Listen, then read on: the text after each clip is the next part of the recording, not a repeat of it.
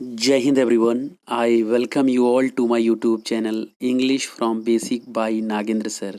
तो मेरे प्यारे बच्चों, मेरे प्यारे दोस्तों और देशवासियों, आप सबका मैं एक बार फिर से स्वागत करता हूं अपने YouTube चैनल पर। आइए करते हैं आज की क्लास हम शुरू। आज की क्लास एक महान पोएट के बारे में होगी।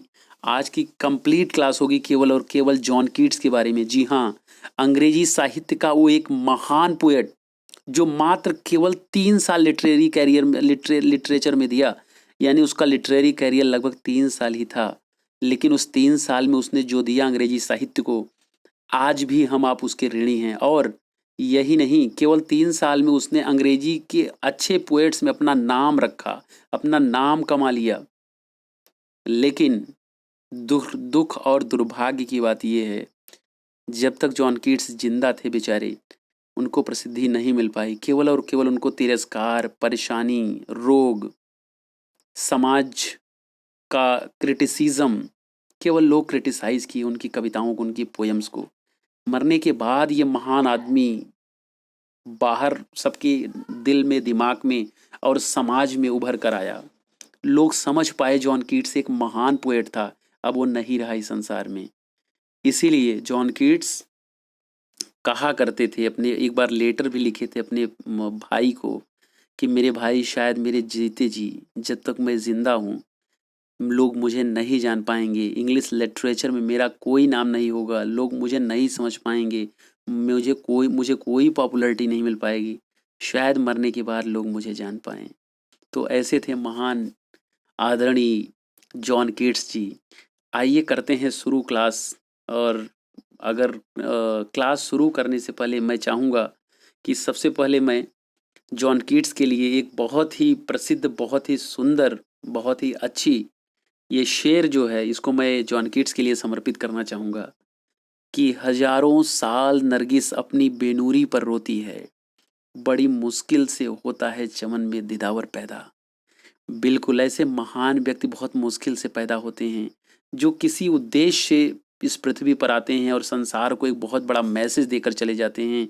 कलम से क्रांति लाने की जो इच्छा रखते हैं और संसार को कविता, नॉवेल, ड्रामा, इन सब कहानियाँ, इन सब के माध्यम से एक बहुत बड़ी सीख देकर चले जाते हैं। तो ऐसे महान थे हमारे आदरणीय जॉन कीट्स जी। जैसा कि उन्होंने देखिए लिखा भी है अपने, देखिए इस फिगर में आपको दिख रहा होगा, फिगर में लिखा है, आप देखेंगे यहाँ। मरने से पहले जॉन कीट्स ने कहा था अपने सहयोगियों से, अपने मित्रों से और अपने रिश्तेदारों से, जो भी उनके नज़दीक था, कहे थे कि मैं जब मर जाऊं, याद रखिएगा मेरे मरने के बाद मेरी कब्र के पास जो पत्थर गड़ा हुआ होगा उस पर मेरा नाम नहीं लिखना, मेरा नाम वहाँ मत लिखना जहाँ पर मैं दफनाया जाऊंगा। तो लिखना का अक्सर क्या होता है, अक्सर यही किया जाता है, जिसको दफनाया जाता है उसका नाम उस पत्थर पर लिखा जाता है। लेकिन जॉन कीट्स का जो विचार था वो अलग था।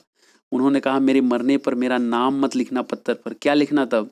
देखिए लिखा है, ये सेम वही पत्थर है जो वहाँ पर लगाया गया है जॉन कीट्स की जहाँ पर बरीड किए गए हैं। क्या लिखा है? Here lies one whose name was writ in water. बिल्कुल, यहाँ एक आदमी दफन है जिसका नाम पानी पर लिखा था। यहाँ वही आदमी दफन है जिसका नाम किस पर लिखा था? पानी पर। क्यों जॉन कीट्स ऐसा लिखवाना चाहते थे? क्यों लिखवाए हैं ऐसा? उसका कारण यही है कि जॉन कीट्स एक ऐसा महान व्यक्ति था अंग्रेजी साहित्य का, जो जीते जी उसको केवल और केवल क्रिटिसिज्म का सामना करना पड़ा। प्रशंसा करने वाले कोई नहीं थे, केवल और केवल कुछ चंद मात्र लोग थे, जैसे पीवी शेली, पर्सी बेसी शेली थे। वो चूंकि उनके फ्रेंड थे जॉन कीट्स के, वो प्रशंसा करते थे जॉन कीट्स की कविताओं का। ली हंट भी इनके मित्र थे जो इनकी कविताओं को प्रकाशित कराए थे, वो भी इनका हेल्प की और प्रशंसा की। लेकिन ज़्यादातर जो इनके समय के पोएट्स और नॉवेलिस्ट या ड्रामेटिस्ट जो भी थे, वो इनको क्रिटिसाइज किए।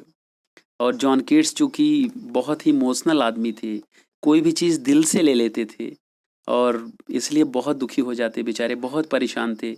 इधर क्रिटिसिज्म, उधर पिताजी माताजी का देहांत जल्दी हो जाने के कारण, इधर भाइयों का स्वास्थ्य, भाइयों की मृत्यु, सारी चीज़ों ने जॉन कीट्स को तोड़ रख दिया था कंप्लीटली। He was broken. लेकिन फिर भी जॉन कीट्स लिखते रहे और लिखते हुए बेचारे अंत तक, उनका अंत भी इसी तरह हुआ। और अपने आप को बचाते हुए वो रोम में गए लास्ट में, जैसा कि डॉक्टर ने उनको कहा था कि इंग्लैंड में रहना आपके लिए ठीक नहीं है, यहाँ का मौसम ठीक नहीं है, आपका लंग्स कमज़ोर हो चुका है, आप गर्म जगह चले जाओ। और जॉन कीट्स चले गए फिर रोम, और अंत में वहीं पर उनकी मृत्यु हो गई जहाँ पर अपने फ्रेंड के साथ थे। तो चलिए शुरू करते हैं, इनके बारे में डिटेल में समझेंगे। तो बर्थ एंड पेरेंटेज, पहले हम समझेंगे इनके बर्थ और पेरेंटेज के बारे में। तो अगर बात करें इनके जन्म के बारे में, तो जॉन कीट्स का जन्म 31 अक्टूबर 1795 में मूरगेट में हुआ था। ध्यान दीजिए, मूरगेट जो जगह है, he was born 31 October 1795 at Moorgate, now called Finsbury, ये लंदन में है। और लेकिन अब इसको मूरगेट नहीं बल्कि फिंसबरी के नाम से जानते हैं। जी हाँ, अब इसका नाम हो गया है फिंसबरी।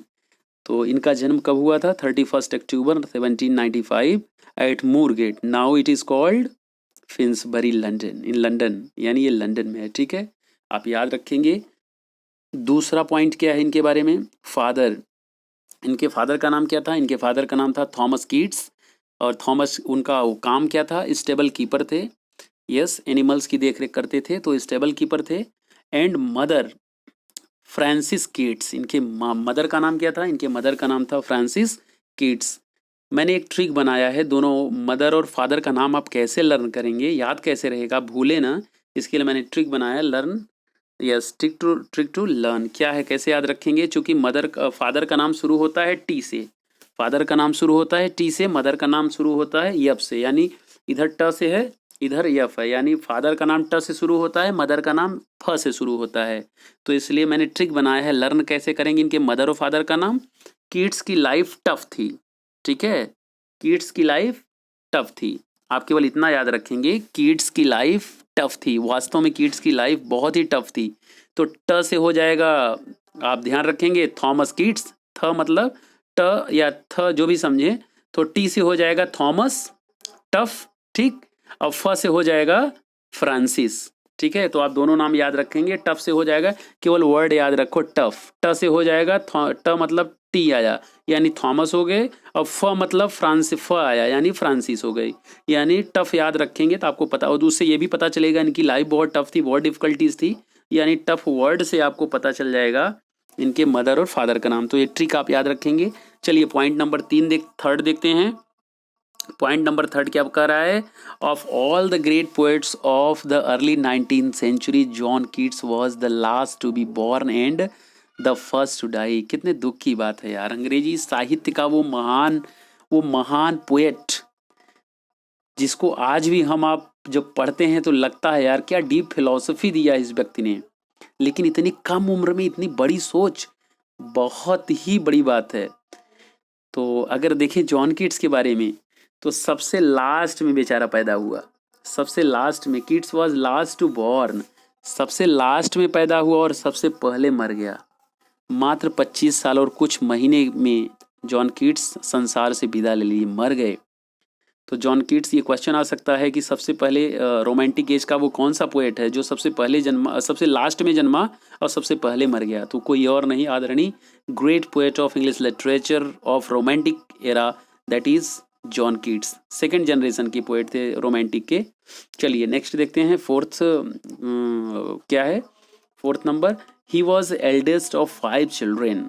उनके, यस, जॉन कीट्स कुल मिला के भाई बहन मिला दें तो 5 लोग थे, यानी 4 ब्रदर्स एंड 1 सिस्टर। बिल्कुल याद रखेंगे, जॉन कीट्स अपने माता पिता के कुल मिला के 5 संतानें थी इनके माता पिता की, जिनमें 4 भाई थे और 1 बहन, यानी 4 भाई और 1 बहन थे जॉन कीट्स, और ये सबसे बड़े थे। He was educated along with his brother George and Tom at private school at Enfield. ये सबसे बड़े थे, याद रखिएगा, एल्डेस्ट थे, सबसे बड़े थे। और इनकी जो पढ़ाई हुई अपने छोटे भाई, शुरुआती में क्या हुआ, शुरू में अपने भाई के साथ पढ़ना लिखना शुरू किए, जॉर्ज और टॉम के साथ, एक प्राइवेट स्कूल में। कहाँ पर? एन्सफील्ड में। याद रखेंगे जगह का नाम, एन्सफील्ड में। इनके भाई का नाम क्या था? जॉर्ज और टॉम, स्पेशली ये दोनों भाई को याद रखिएगा, ठीक है। बाद में मृत्यु हो जाती है ट्यूबरकोलिसिस से, इनके भाई की मृत्यु हो जाती है ट्यूबरकोलिसिस से। ट्यूबरकोलिसिस ने इनको खाया, जॉन कीट्स को खा गया ट्यूबरकोलिसिस, इनके भाइयों को खा गया, शायद इनके माँ को भी ट्यूबरकोलिसिस ही नहीं खाया। इसके बारे में मैं कंफर्म नहीं कर सकता, लेकिन इनके भाई को ट्यूबरकुलोसिस के कारण इनके भाई की मृत्यु हुई, इनका भी ट्यूबरकुलोसिस के कारण मृत्यु हो गई, मर गए बेचारे। इनको बहुत डर लगता था, जॉन कीट्स को मरने से बहुत डर लगता था। तो चलिए देखते हैं फिफ्थ पॉइंट क्या है। When he was nearly 8 years old his father died of falling from, I think, yes, skull fracture in April 1804 because of falling from horse, yes। जब बेचारे केवल और केवल 8 साल के थे, सोचिए मात्र 8 साल की अवस्था में अपने पिता से अलग हो गए बेचारे। इनके पिताजी का देहांत हो गया। His father died when he was nearly 8 years old। केवल 8 साल में पिताजी इनके मर गए बेचारे। और कैसे? स्कल फ्रैक्चर हो गया और गिर गए थे। कहाँ से? वो गिर पड़े थे सीधे सीधे कहाँ से? हॉर्स से। यानी हॉर्स, भाई देखिए वो उनका जो काम ही था वो जानवरों की देख रेख करते थे। तो हॉर्स में भी he was riding the horse, because of that he had fallen. तो हो सकता है गिर गए हों। तो कुल मिला के वो घोड़े से गिर गए, जिससे उनके सर में चोट आ गई और मर गए। इसके बाद मार्च 1810, इन मार्च 1810 when he was 14 years old his mother died of tuberculosis. अभी मैंने आपको बताया। इसके बाद जब ये लगभग 14 साल के थे, 8 साल के थे तो पिताजी मर गए, 14 साल के हो गए तो माताजी मर गई। माताजी कैसे मरी? ट्यूबरकुलोसिस से। पिताजी फॉलिंग फ्रॉम द हॉर्स। ठीक है। तो ट्यूबरकुलोसिस इनकी फैमिली के लिए बहुत ही बुरा था। बेचारे ये भी मर गए ट्यूबरकुलोसिस, माता भी ट्यूबरकुलोसिस से और भाई भी ट्यूबरकुलोसिस से मर गया। तो when he was nearly 14 years old his mother died. इनकी माँ भी मर गई। कब मरी थी? 1810 में। तो एक तरह से दुख का अंबार था इनके पास। एक के बाद एक परेशानी आती रही इनके जीवन में। सबसे बड़े भाई थे, जिम्मेदारी भी परिवार की थी, माता पिता मर ही गए थे। चलिए अगला पॉइंट देखते हैं। In 1810 he left Clarke's school to apprentice with Thomas Hammond a surgeon. फिर इसके बाद इन्होंने सोचा कुछ किया जाए जीवन में, कुछ पढ़ाई लिखाई किया जाए, कुछ जिससे अर्निंग होगी, परिवार को चलाया जाए। फिर ये पढ़ाई के लिए थोड़ा आगे बढ़े। लेकिन 1810 में क्या हुआ? He left Clarke's school to apprentice with Thomas Hammond a surgeon. फिर ये थोड़ा मेडिकल लाइन में घुसे और इनको लगा कि मेडिकल लाइन में चलें, कुछ ठीक है यहाँ पर। फिर ये अप्रेंटिस के लिए थॉमस हैमॉन्ड के संपर्क में आए और जिससे सर्जरी इन्होंने सीखने की कोशिश किया। यानी अप्रेंटिस करने लगे सर्जरी के क्षेत्र में। एक सर्जन के रूप में अपने आप को देखना चाह रहे थे। हालांकि इनकी दिली इच्छा नहीं थी, इनके दिल में, मन में इनके केवल और केवल कविताएं बसती थी। ये मजबूरी थी इनकी, जो बाद में आप देखेंगे कविता का रूप बाहर निकला और उसी क्षेत्र में आगे बढ़े। तो इसके बाद इन्होंने प्रैक्टिस भी किया, सर्जरी क्षेत्र में भी इन्होंने अप्रेंटिस किया, प्रैक्टिस किया। फिर gradually surgery lost all attention for him. धीरे धीरे इसमें भी ध्यान इनका खत्म हो गया, भटक गया, माने इंटरेस्ट इनका खत्म होता चला गया सर्जरी में भी। फिर क्या हुआ? In 1817 he published his first volume of poems which included. फिर 1817 से इनका करियर शुरू होता है पोएट्री के क्षेत्र में, लिटरेचर के क्षेत्र में। 1817 से इनका रियल कैरियर शुरू, रियल क्या मतलब बिगिनिंग है कह सकते हैं। In 1817 he published his first volume of poems which included I stood tiptoe, sleep and poetry on first looking into Chapman's Homer, but it could not attract the readers, so it was regarded as failure. देखो जीवन में मेरे भाइयों, हर आदमी के जीवन में उतार चढ़ाव आता रहता है। हर आदमी शुरू से ही नहीं परफेक्ट होता। तो शुरुआती इनकी जो पोएम्स थी वो थोड़ा फेलियर समझ में आई इनको। यानी जो फर्स्ट पब्लिकेशन था इनका, जो कलेक्टिवली इन्होंने पब्लिश किया अपने पोएम्स को 1817 में, लोगों ने नहीं लाइक किया। It was regarded as a failure, it could not attract the reader. लेकिन इन्होंने बंद नहीं किया लिखना, लिखते ही रहे। देखो कभी हार नहीं मानना चाहिए। हार मान लिए तो जिंदगी खत्म हो गई। तो इसलिए हार नहीं मानना चाहिए। We should get a lesson from him. He was really disappointed with a lot of things, but he did not give up. He was continuously composing poem and at last he got the success. By the way, during his lifetime he could not be successful. चलिए आगे देखते हैं। Next 8th number पॉइंट क्या है देखा जाए। Point number 8, in April 1818, yes, in April 1818 एडिमियन was published by Taylor and Hesse. इसके बाद फिर इनका जो पोयम आया पब्लिश होने के लिए, जो पब्लिश हुई इनकी अगली पोयम वो थी एंडीमियन। एंडीमियन इनकी पोयम आई 1818 में, और ये पब्लिश हुई किसके द्वारा?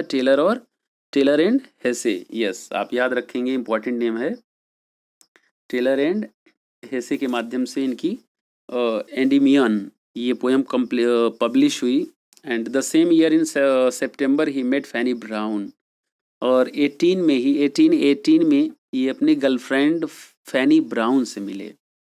एक बहुत ही इम्पोर्टेंट नाम जो आपको याद रखना है, फैनी ब्राउन, जिसने ये कह सकते हो एक आशा जगी जॉन कीट्स के अंदर फैनी ब्राउन के माध्यम से, लेकिन बाद में वो आशा टूट गई, ख़त्म हो गई। देखो इसमें दो चीज़ें हैं। फैनी ब्राउन के बारे में दो ग्रुप है। एक ग्रुप ये मानता है कि फैनी ब्राउन जो थी वो जॉन कीट्स से तैयार थी शादी करने के लिए, लेकिन जॉन कीट्स ने शादी नहीं किया। जॉन कीट्स ने यह डिसाइड किया कि मुझे ट्यूबरकुलोसिस है और मेरी तबीयत भी ख़राब रहती है, इसके साथ साथ मैं गरीब हूँ, तो शादी करना ठीक नहीं, पता नहीं कब क्या होगा, कब मृत्यु हो जाएगी, मर जाऊँगा, इसलिए शादी नहीं किए। लेकिन एक ग्रुप ये मानता है कि ऐसी कोई बात नहीं थी, फैनी ब्राउन ने ही डिसलाइक कर दिया जॉन कीट्स को। पहले तो ठीक है, दोनों का एक रिलेशन था, चल रहा था, दोनों फ्रेंड थे, लेकिन बाद में जब बात शादी की आई तो फैनी ब्राउन बगल हो गई, उसने बाइकआउट किया। वो इसलिए कि जॉन कीट्स का जो कद था वो बहुत ज़्यादा नहीं था, इसकी हाइट बहुत कम थी, जॉन कीट्स की हाइट कम थी। इसके साथ साथ जॉन कीट्स बीमार रहते थे और इनका फैमिली बैकग्राउंड भी बहुत स्ट्रांग नहीं था, तो इसलिए सेल्फिशनेस के कारण, देखिए सेल्फिशनेस ही कहा जाएगा, this is not true love, so because of that Fanny Brawne left completely to John Keats. तो जॉन कीट्स को पूरी तरह से छोड़ देती है फैनी ब्राउन, और भी टूट जाते हैं जॉन कीट्स। लेकिन चूंकि देखो लिखना जारी रखते हैं।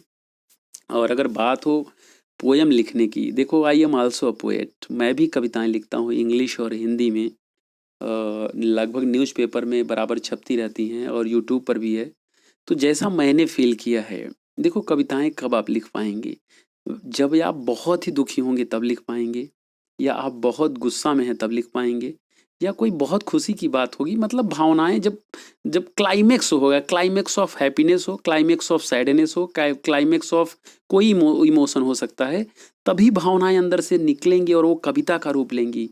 यानी ये जो कविताएं इन्होंने लिखा, जो पोएम्स इन्होंने लिखा, आप ऑब्जर्व करेंगे कि इन्होंने स्पेशली ब्यूटी को अपना सब्जेक्ट बनाया, ब्यूटी, सुंदरता को इन्होंने सब्जेक्ट बनाया।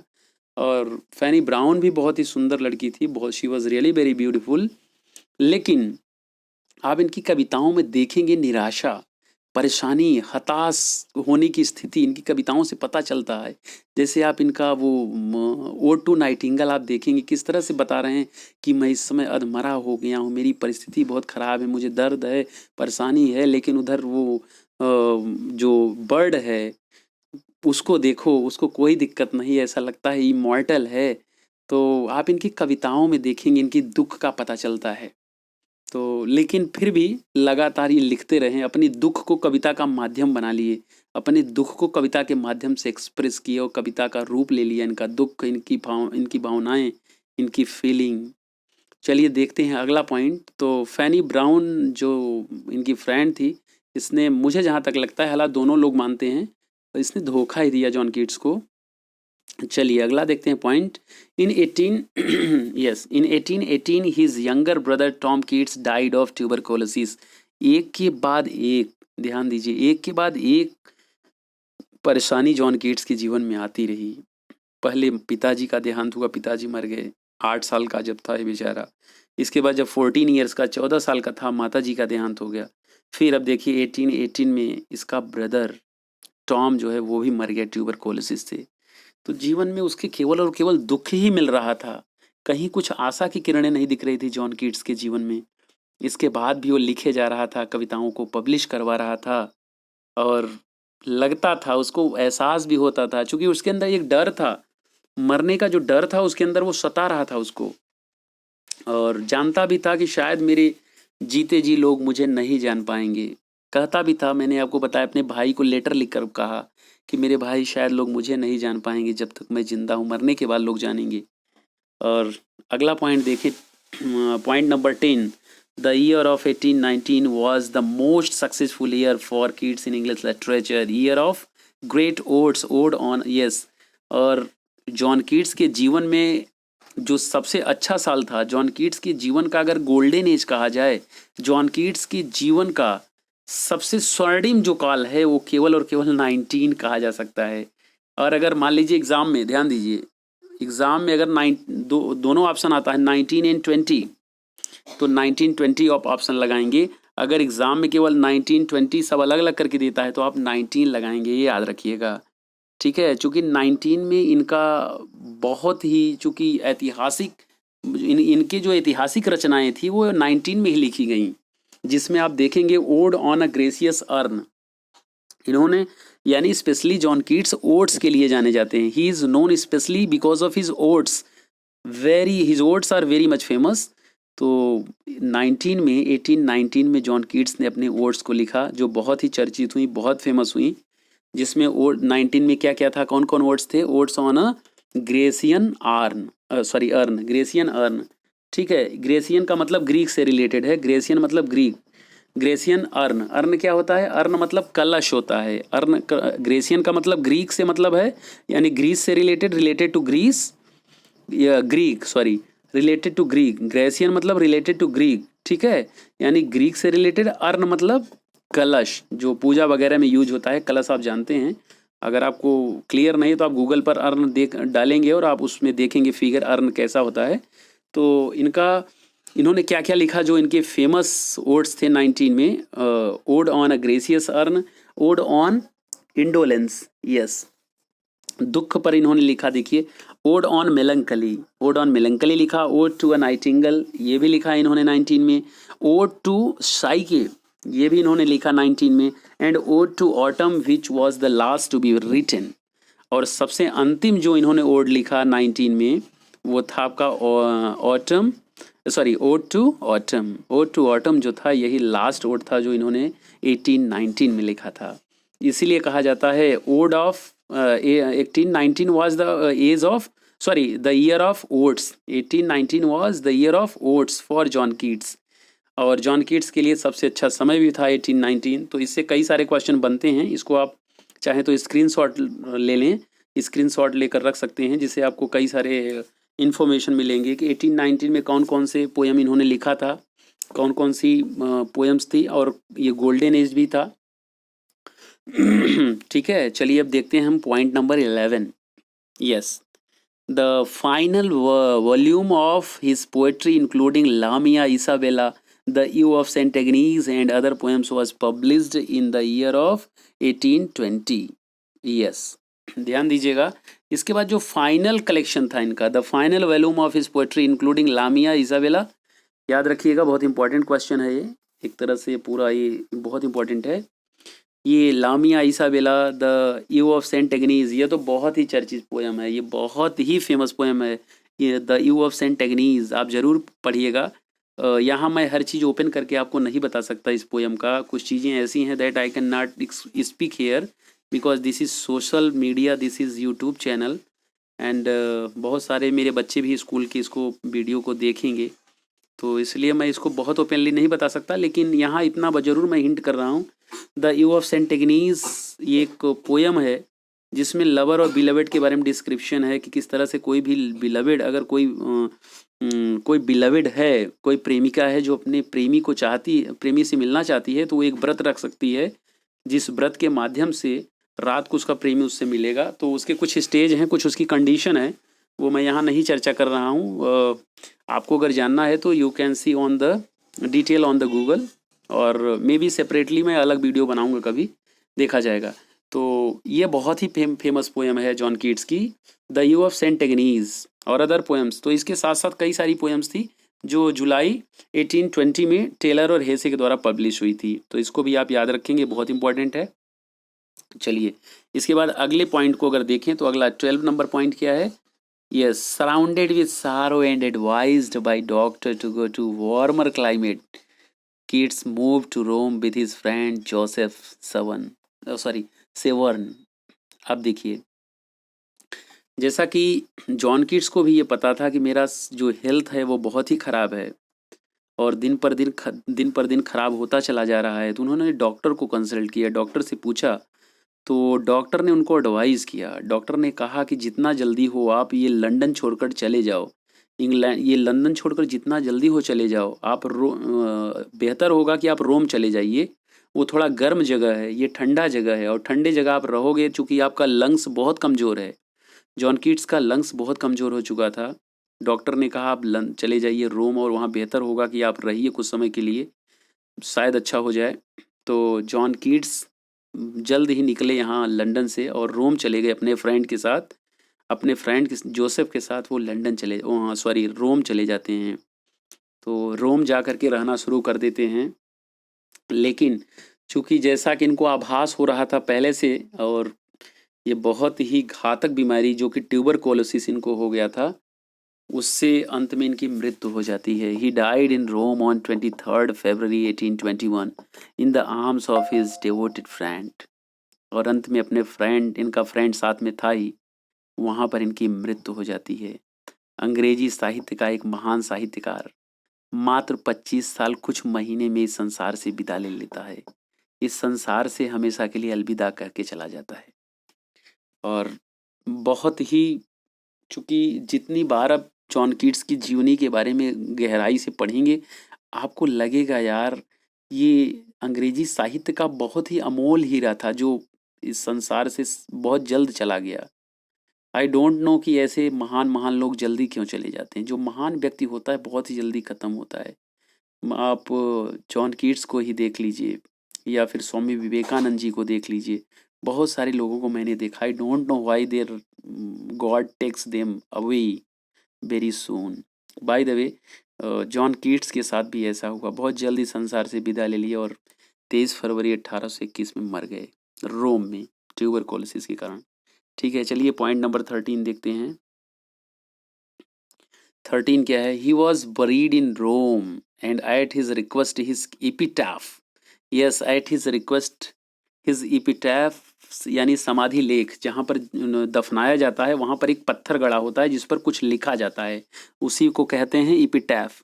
सो समाधि लेख कहते हैं उसको। Includes the words here lies one whose name was writ in water. जैसा कि मैंने शुरू में ही आपको चित्र में दिखाया था, जो फिगर दिखाया था आपको वही है।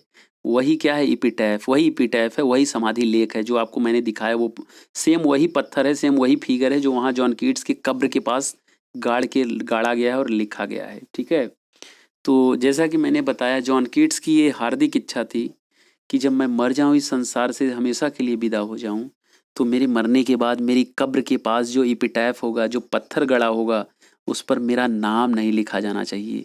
जैसा कि जनरली लिखा जाता है, जो लोग मरते हैं उनकी कब्र के पास उनका नाम लिखा जाता है कि ये इनकी कब्र है, इसमें इनको दफनाया गया है। लेकिन जॉन कीट्स ने कहा नहीं, मेरा नाम मत लिखना। तब क्या लिख देना?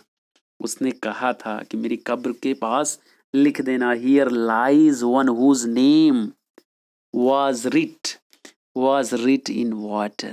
यस, उसने कहा यही लिख देना कि यहाँ एक आदमी दफनाया गया है, पड़ा हुआ है, जिसका नाम पानी पर लिखा था। ऐसा क्यों कहे जॉन कीट्स? क्योंकि जीते जी बेचारा, उसको मालूम था कि जीते जी शायद मेरा नाम, लोग मुझे नहीं जान पाए, मेरा नाम नहीं हो पाएगा, नहीं समझ पाएंगे लोग मुझे।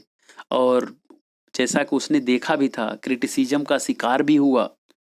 कॉकनी स्कूल करके, या कॉकनी वर्ड उसके लिए यूज हुआ, एक टर्म चला था कॉकनी स्कूल, समथिंग मुझे मिस हो रहा है, मैं भूल रहा हूँ, लेकिन कॉकनी स्कूल या इस तरह से कुछ वर्ड यूज हुआ था उसके लिए, क्रिटिसाइज किया गया था। तो उसके कहे अनुसार उसके समाधि लेख पर लिखा गया, here lies one whose name was writ in water, यानी वाटर पर, पानी पर उसका नाम लिखा गया, जो कि अपने आप मिट जाता है, दिखेगा ही नहीं किसी को कौन है, कहाँ है। क्यों? कि वो समझता था कि मेरे साथ भी ऐसा ही हो रहा है, कोई मेरी तरफ नहीं देख पा रहा है, कोई समझ ही नहीं पा रहा है मुझको, और इसी तरह से मिट जाऊंगा, ख़त्म हो जाऊंगा, और मर ही गया। लेकिन हला मरने के बाद आज भी जॉन कीट्स को हम आप याद कर रहे हैं उनके महान रचनाओं के कारण। So really great personality he was really great personality. चलिए आगे देखते हैं। Some important words related to Keats. आप इन वर्ड्स को याद रखेंगे, बहुत इंपॉर्टेंट, ये मैंने कलेक्ट किया है जगह जगह से, तो बहुत ही मेहनत हुआ है इस वीडियो के लिए, ध्यान ध्यान देंगे आप लोग। ये सब बहुत ही मेहनत से तैयार हुआ है और कई सारे बुक से मैंने हेल्प भी लिया है, इंटरनेट से भी हेल्प लिया है, इसके बाद ये सब कलेक्ट किए हैं। तो आप याद रखेंगे, स्क्रीनशॉट भी ले सकते हैं इसका। हेलेनिज्म, अगर आपको क्वेश्चन में आए हेलेनिज्म तो आप तुरंत समझेंगे हेलेनिज्म वर्ड किसके लिए यूज हुआ है। Hellenism word has been used for John Keats. और हेलेनिज्म का मतलब क्या होता है? Love of Greek art. ध्यान देंगे, Hellenism means love of Greek art, literature, culture and the way of life. यानी हेलेनिज्म का मतलब क्या होता है? Love of Greek art, literature, culture and way of life. बिल्कुल, जॉन कीट्स ग्रीक से बहुत ग्रीक लिटरेचर, आर्ट और कल्चर से बहुत ही ज़्यादा प्रभावित थे। उनके ओड्स में आप देखेंगे, एक तो ओड ही उन्होंने लिख दिया पूरा ग्रीक पर। ग्रेसियन अर्न जो है उनका पूरा ग्रीक, वो जो अर्न है उसी पर लिखा गया है। वो एक बार ग्रीक गए थे जब, तो उन्होंने एक अर्न देखा, वहाँ पर एक कलश देखा जिस पर कुछ चित्र छपे हुए थे, जिसको देखकर उनको विचार आया और उस पर उन्होंने एक ओड लिख दिया। तो जॉन कीट्स के जीवन में अगर हम देखें तो ग्रीक का बहुत ही बड़ा प्रभाव है, ग्रीक की आर्ट, लिटरेचर और कल्चर का बहुत बड़ा प्रभाव है, बहुत ज़्यादा इन्फ्लुएंस्ड थे वो, इसलिए हेलेनिज्म उनके लिए वर्ड यूज़ हुआ है। ठीक, तो याद रखेंगे कि हेलेनिज्म वर्ड किसके लिए यूज़ हुआ है? जॉन कीट्स के लिए। चलिए, और क्यों? उसका कारण ये है, ये देखिए मैंने यहाँ दिया है, love of Greek art, literature, culture and way of life. चलिए, अच्छा, इसके बाद अगला जो वर्ड है जॉन कीट्स के लिए यूज होता है, क्या है? Sensuousness, the quality of affecting और relating to the physical senses rather than pleasing the mind और द इंटेलिजेंस। चूंकि आप देखेंगे द बेस्ट सेंसुअस पोएट अगर कोई है अंग्रेजी साहित्य में तो उसको केवल एक ही है जिसका नाम बड़े आदर से लिया जाता है, John Keats. Yes, mister John Keats, great John Keats, honourable John Keats. ठीक है, तो जॉन कीट्स की जो पोएट्री है वो सेंसुअस है, यानी उसमें सेंसेस, आपको जो फिलॉसफी ऑफ सेंस जो है उसको आप देखेंगे इनकी पोएट्रीज में, इसीलिए इनको सेंसुअस पोएट कहा जाता है। ठीक है, चलिए अगला देखते हैं क्या है, लव ऑफ ब्यूटी। यस, अगर बात करें जॉन कीट्स की तो ये प्रेम के पोएट हैं, और वर्ड्सवर्थ की बात करें तो भाई प्रकृति के पोएट हैं। इसीलिए कहा गया, इनके लिए एक लाइन, एक टर्म भी आता है, बहुत ही इंपॉर्टेंट, बहुत ही कोटेशन है, इंपॉर्टेंट लाइन है इन दोनों के लिए। Love of beauty, while Wordsworth was the worshipper of nature, Keats was the worshipper of beauty. ध्यान देंगे, बहुत इंपॉर्टेंट लाइन है। वर्ष जो आदरणीय great poet of nature Wordsworth ji जो थे, वर्ड्सवर्थ नेचर के वर्शिपर थे, यानी प्रकृति के पुजारी थे। वर्ड्सवर्थ को प्रकृति का पुजारी माना गया है, लेकिन जॉन कीट्स को सुंदरता का पुजारी। जॉन कीट्स की कविताओं में आप ब्यूटी को जरूर देखेंगे, जैसा कि वो मैंने आपको क्लास 12th में, CBSE की क्लास 12th में एक पोयम है, a thing of beauty joy for ever. ठीक, एंडीमियान जो उनकी पोयम है उसकी पहली लाइन यही है, पहली लाइन ही यही है, a thing of beauty joy for ever. तो जिसमें उन्होंने ब्यूटीफुल थिंग्स के बारे में बताया है। क्या बताया है? उन्होंने बताया है कि जो संसार में सुंदर चीज़ें हैं, ब्यूटीफुल थिंग्स हैं, ये हमेशा बढ़ती रहेंगी, ये कभी ख़त्म नहीं होंगी, ये हमेशा एक नई एनर्जी देती रहेंगी। और केवल यही ब्यूटीफुल थिंग्स हैं। उस पोयम को आप पढ़ेंगे, क्लास 12th में, CBSE बोर्ड में इंग्लिश में है, मैं पढ़ाता हूँ, तो बहुत ही सुंदर पोयम है। उसमें जॉन कीट्स बताए हैं, ये संसार यार वर्दलेस है, it is worthless to live on this earth. इस संसार में रहना बहुत ही बेकार है, नहीं, यूजलेस है, बेकार है। लेकिन और हम आप रह भी नहीं पाते इस संसार में, लेकिन एक चीज़ है जो हमें आपको बांधा है रहने के लिए, मजबूर करता है, मोटिवेट करता है, इंस्पायर करता है। वो क्या है? वो ब्यूटी है, वो ब्यूटीफुल थिंग्स हैं। यानी संसार में जो सुंदर चीज़ें हैं, ब्यूटीफुल थिंग्स है, केवल उन्हीं के कारण हम आप यहाँ पर हैं, अदरवाइज ये संसार रहने लायक नहीं है। आप इस पोयम से समझ सकते हैं जॉन कीट्स कितना हताश थे, कितना परेशान थे, समाज से कितना ज़्यादा दुखी थे, वो कितना ज़्यादा परेशान थे, परिवार से, समाज से, रोग से। उन्होंने कहा नहीं, कुछ चीज़ें, केवल सुंदर चीज़ें, ब्यूटीफुल थिंग्स हैं, ब्यूटी है इस संसार में, जिसके कारण हम आप यहाँ रह रहे हैं, नहीं तो ये it is worthless to live on this earth. चलिए अगला देखते हैं। तो आप याद रखें, लव ऑफ ब्यूटी किसके लिए यूज हुआ है? जॉन कीट्स के लिए। और वर्शिपर ऑफ ब्यूटी भी कहते हैं इनको, और वर्शिपर ऑफ नेचर किसको कहा जाता है? वर्शिपर ऑफ नेचर हैं वर्ड्सवर्थ जी। ठीक, चलिए आगे देखते हैं। लव ऑफ फाइन फ्रेजेस, बिल्कुल अगर बात करें लव ऑफ फाइन फ्रेजेस तो जॉन कीट्स के लिए ये भी टर्म यूज होता है, लव ऑफ फाइन फ्रेजेस। यानी जॉन कीट्स क्या हैं, John Keats is considered as one of the best poet who uses fine phrases in his poems. बिल्कुल, जॉन कीट्स की पोएम को आप देखेंगे तो आपको पता चलेगा कि he has used fine phrases in his poems. Definitely it is praise वर्दी, एडोरेबल।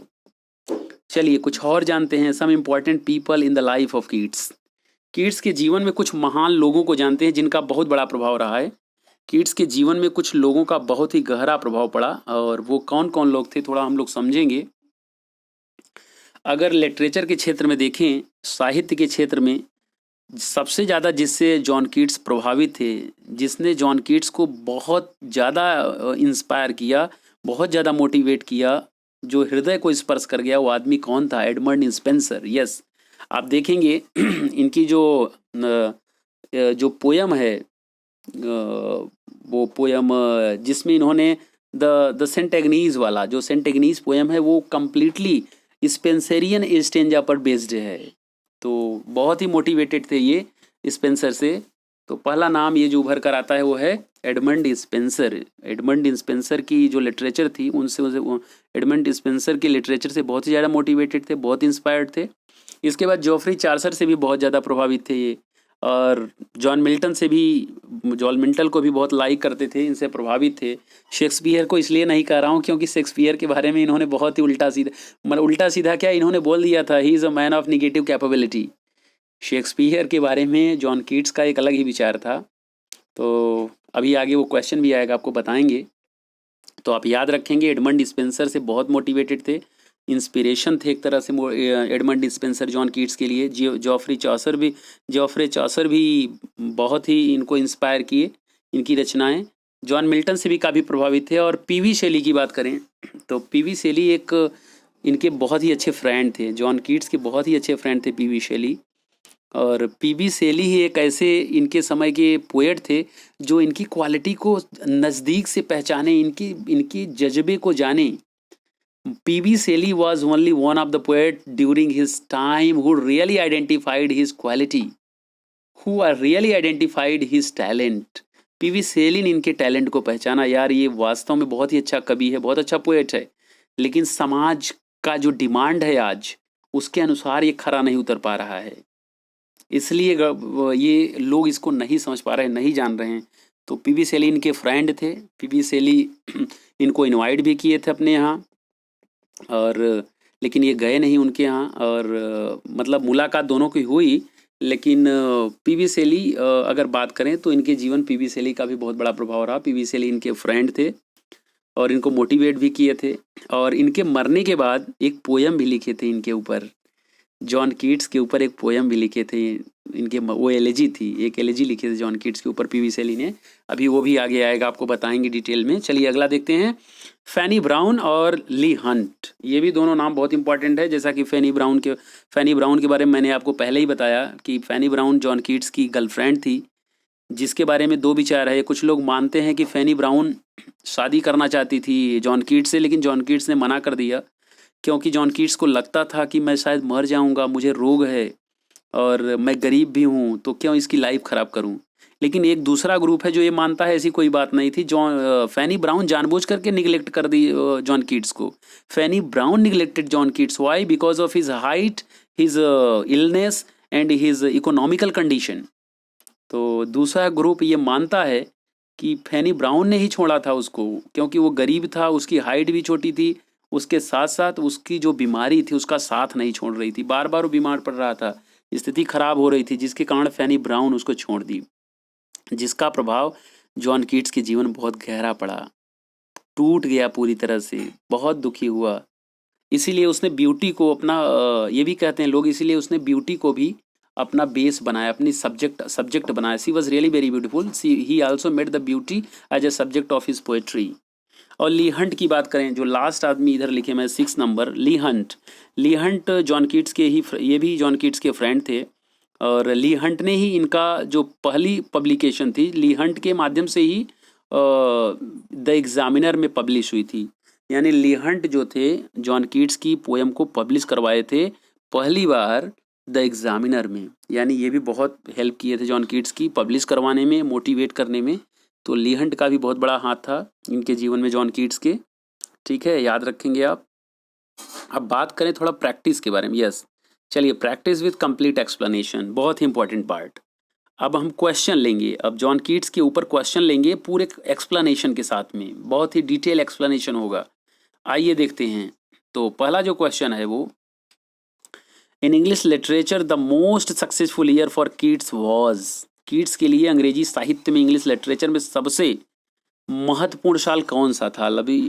कौन सा साल था? Which year was the best year for his life, for his literary career, कौन सा था?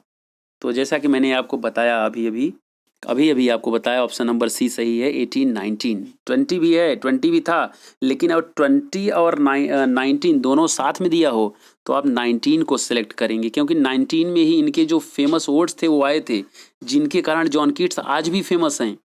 उनके वो स्पेशली उनके ओट्स हैं। ठीक है, तो जॉन कीट्स के ओट्स ही हैं जो उनको इतने ज़्यादा फेमस किए। तो हम 19 को चुनेंगे, तो 19 जो है ऑप्शन नंबर सी सही है। ठीक है, तो ऑप्शन नंबर सी ही सही है, 1819। थोड़ा एक्सप्लेनेशन समझते हैं इसके बारे में। The year of 1819 was the most successful year for Keats in English literature. क्यों? इसको दूसरे नाम से भी जानते हैं, ईयर ऑफ ग्रेट ओट्स। कभी कभी ये भी क्वेश्चन आ जाता है, year of great oats is associated with, तो जॉन कीट्स के लिए ये भी कहा जाता है। और क्या क्या ओट्स थे, कौन कौन ओट्स थे जो जॉन कीट्स लिखे थे 1819 में? अब ध्यान दीजिए, odd on a Grecian earn, पहला जो था वो था, क्या था? Odd on gracious earn.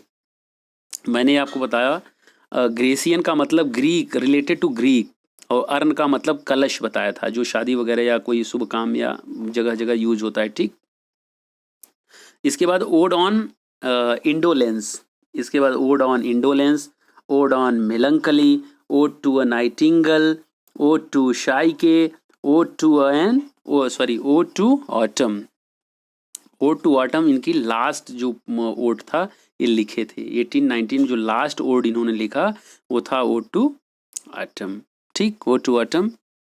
तो इसलिए 1819 इनके लिए बहुत ही सक्सेसफुल ईयर था। ये कहा जा सकता है ये गोल्डन ईयर था। It was the golden year in the life of John Keats.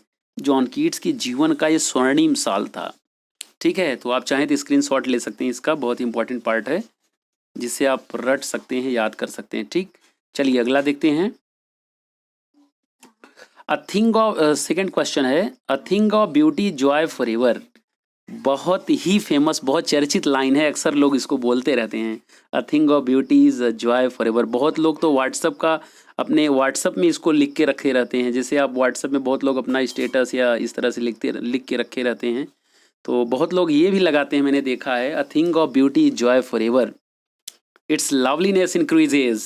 आगे की लाइन है, तो अ thing of beauty joy for ever is a famous line of, किस पोयम की ये लाइन है? तो ये है एंडीमियान की। मैंने आपको पहले ही बताया एंडीमियान की है, यानी ऑप्शन नंबर डी सही है।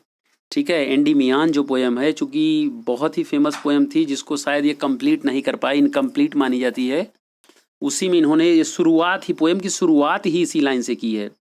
जॉन कीट्स पोयम की शुरुआत, इसकी शुरुआत ही पहली लाइन है, ये इसी से शुरू ही किए हैं, a thing of beauty joy for ever, it's loveliness increases. ऐसे आगे है इस तरह से। तो थोड़ा इसका एक्सप्लेनेशन समझेंगे। Endymion is John Keats long narrative poem in 4 volumes. ध्यान दीजिएगा, बहुत ही लंबी पोयम है, और कितने वॉल्यूम में है? It is in 4 volumes. ठीक है, ये 4 वॉल्यूम्स में है। It was written in 1817 and publish in 1818। It is dedicated to Thomas Chatterton. याद रखेंगे किसको डेडिकेट की गई है? जो एंडीमियान इनकी पोयम है, नरेटिव पोयम है, जो कि 4 वॉल्यूम्स में है। कितने वॉल्यूम्स में है? 4 वॉल्यूम्स में है नरेटिव पोयम, और ये डेडिकेट की गई है थॉमस चैटरटन को। ठीक है, तो इसको याद रखेंगे। इसके बाद it has been written in heroic couplet, और इसको लिखा कैसे गया है? हीरोइक कपलेट में लिखा गया है। ठीक है, चलिए अगला देखते हैं। अगला क्वेश्चन क्या है?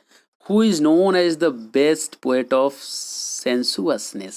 मैंने आपको शुरू में ही बताया, John Keats, none other than John Keats, कोई और नहीं, महान romantic poet John Keats ji थे। यस, जॉन कीट्स को ही सेंसुअस पोएट ऑफ सेंसुअसनेस कहा जाता है। He is best poet of sensuousness. ठीक है, तो इनकी पोएम्स जो है यस सेंसुअसनेस पर बेस्ड होती है, तो इसलिए थोड़ा एक्सप्लेनेशन भी देखेंगे। John Keats is the best known for his use of such images that appeal to human senses. Definitely that appeals to human senses.